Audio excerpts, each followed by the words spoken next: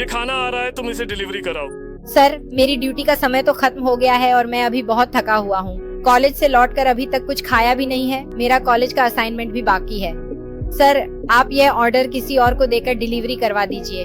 तुम्हें तो हिम्मत ही नहीं है, तुम मेरे सामने बहाना बना रहे हो। हमारे बाकी फूड डिलीवरी बॉय अभी व्यस्त हैं, ये तुम्हें अभी देना ही होगा।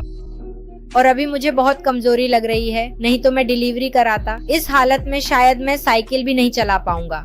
तुम्हें नौकरी देना मेरी गलती थी। कोई भी काम देते हो तुम ऐसी बेकार हरकतें दिखाते हो। अगर नौकरी से निकाल दूं तब देखेंगे कि तुम्हें कहाँ नौकरी मिलती है। चलो मेरी बाइक लेकर खाना पहुँचाओ। ठीक है, मैं जा रहा हूँ। प्रीमिंग इस भूखे शरीर के साथ भी खाना डिलीवर करने के लिए तैयार हो गया। हालांकि उसकी ड्यूटी का समय खत्म हो चुका था, फिर भी मैनेजर की बात और नौकरी खोने के डर से वह जाने के लिए मजबूर हो गया।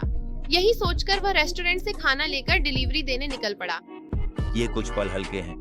क्या ही सुंदर बाइक है। काश मेरे पास भी ऐसी एक बाइक होती तो मैं सोनाइरा को लेकर डाकास्वर की गलियों में घुमाता।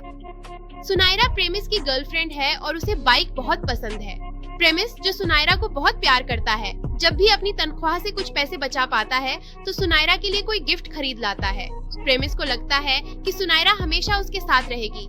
उसे यह भी लगता है कि सुनायरा उसे बहुत प्यार करती है। इसके बाद प्रेमिस फूड डिलीवरी देने के लिए अपने गंतव्य पर पहुंच जाता है और वह जगह एक महंगा होटल था। होटल के अंदर जब वह कमरे का दरवाजा खटखटाता है तो अंदर से एक लड़की दरवाजा खोलती है। वह लड़की और कोई नहीं बल्कि प्रेमिस की गर्लफ्रेंड सुनायरा ही थी। अरे सुनायरा, तुम यहाँ क्या कर रही हो? सुबह से तुम्हें मैसेज कर रहा हूँ, फोन कर रहा हूँ, कोई जवाब नहीं दे रही हो। अच्छा रुको रुको, क्या तुमने खाना ऑन ऑर्डर किया है? और तुम होटल में क्या कर रही हो? तुम्हारे घर पर ही तो ये डिलीवरी बॉय, ये सब क्या है? अरे तुम, क्या हमारे बीच कुछ चल रहा है? वह लड़का अब होटल में है और उसके साथ है। जिसे आप देख रहे हैं वह है रसल।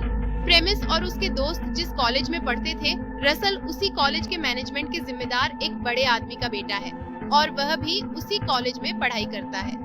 सुनायरा, तुम यहाँ क्या कर रही हो उसके साथ? तुम मेरे मैसेज का जवाब नहीं दे रही, फोन नहीं उठा रही और अब यहाँ उसके साथ बैठी हो। और तब कुछ भी छुपाने को नहीं रहता, इसलिए सुनायरा कहती है, मेरे तुम्हारे साथ ब्रेकअप हो गया है। तुम्हारे जैसे फकीरों जिनके पास कुछ नहीं है, उनके साथ मैं क्यों रहूं? तुम्हारी किस्मत ही ऐसी है। तुम्हारे पास 1 बजे की बाइक भी खरीदने की औकात नहीं है। मुझे कहीं घुमाने भी नहीं ले जाते।